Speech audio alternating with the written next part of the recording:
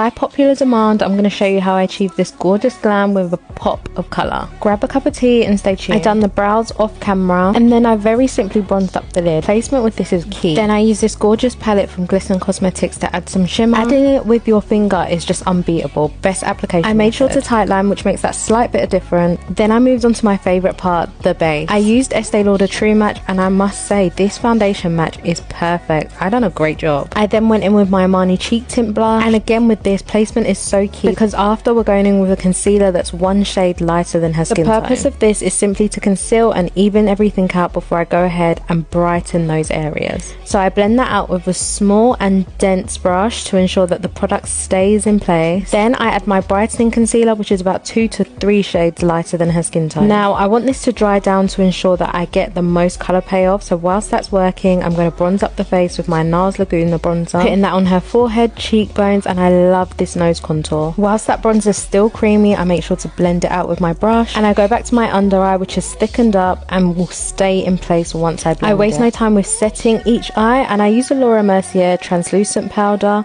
I blend and then set straight away. Now onto the star of the show, the eye. I use the Beauty Bay Bright Matte palette to add some blue. I use the blue shimmer in that original Glisten Cosmetics palette to add some pop. My lashes today are from Luxe Lashes and they suit my clients so well. Of course I use the Milk Makeup mascara to lift those lashes before I put them on. And voila! I then go on to dust off the excess powder. And here's the finished product. Let me know if you want more educational content just like this.